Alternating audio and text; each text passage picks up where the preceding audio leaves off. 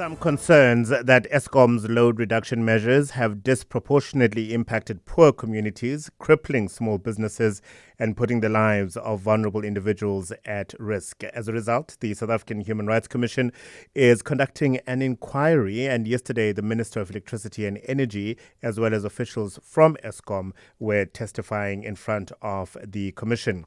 One of those across the table was Commissioner and Advocate Sandra Makoasha, who joins us now via Zoom. Sandra, very good morning and welcome to the show. Good morning to your listeners, and thank you once again for this invitation. 2.1 million consumers not paying for electricity, costing Eskom approximately 3 billion rand. I think everybody will agree is a challenge. Let's perhaps try and understand the intention behind this inquiry. What is the Human Rights Commission hoping to understand? The Human Rights Commission wanted to understand, firstly, the communities that are impacted disproportionately by load reduction, the impact that load reduction has on their rights. And lastly, we wanted to provide recommendations to the relevant stakeholders on how to deal with load reduction. And those discussions took place, as you note, from the in a 4-day inquiry. And of course, we heard from the Minister, City Power, as well as Eskom on how these issues are cutting across South Africa, as well as we also heard submissions from communities on what are the causes of load reduction and what are the solutions as well. The timeframes, you've now had 4 days of testimony, culminating in the Minister and the CEO of Eskom yesterday. What happens next? So we have not yet closed the call for submissions. So these are written submissions from community members or affected communities or other stakeholders that are interested in providing submissions to the Human Rights Commission in respect of load reduction.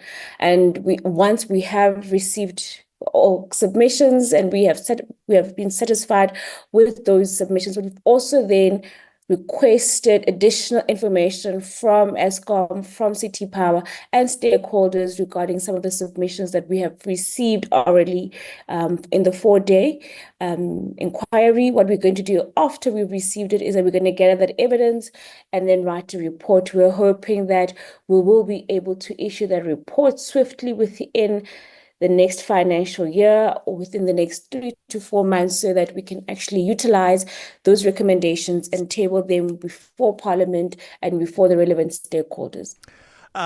It is an unfair question, perhaps, but I will ask it of you nonetheless, Sandra. Load reduction is an effective way of managing, I suppose, distress on the system in the areas where illegal connections obviously are causing havoc and mayhem for Eskom, City Power, whatever the municipal entity might be, delivering and distributing electricity to that area. And the minister, in fact, yesterday is saying that as a result of this and a crackdown on illegal connections, 400,000 customers have requested to have their electricity legally connected. So it is working. It's saving us from a blackout, and it is resulting in some way in hundreds of thousands of people wanting to be legally connected. Is the action justified? Based on the oral testimonies we've received from the affected communities, the answer would be no. And this is the narrative that we did share with Eskom and the minister, that there are customers who are on the grid, who are legal, who are purchasing electricity from registered vendors, who unfortunately fall within those communities where the mass majority are not paying electricity. However, the problem then becomes that it's collective punishment, which then results in a cycle of people who are utilizing load reduction to continue to steal from the infrastructure, who then say that, but I've been adhering to the law and I'm not getting favorable treatment from Eskom, and then become part of the crab mentality that we've received, that then they also then start saying, I don't have to be a payer. So we've received issues of bypassing meters. So it's not just illegal connections, it's those who bypass meters, those who buy vouchers from Eskom employees. So we also then asked Eskom to look internally to concerns that were raised by members of the public when they made those submissions. So there's a number of issues outside illegal connections that do add to the load reduction issue.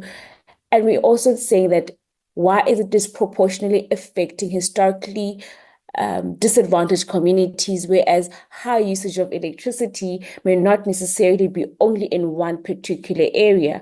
And we also were told that load reduction is a measure of last resort, not to correct people who are not paying to ensure that they pay, but to ensure that the system is protected from overloading. So those discussions then broadened what else has load reduction been used for, to ensure that customers are now becoming legally connected, to make sure that customers are purchasing electricity, because there are those who are legally connected but are zero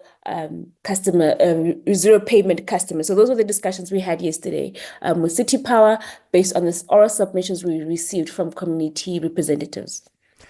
So, just to be clear, the act of implementing load reduction is not in itself certainly illegal or unconstitutional, and I appreciate that that's not necessarily what you're exploring here.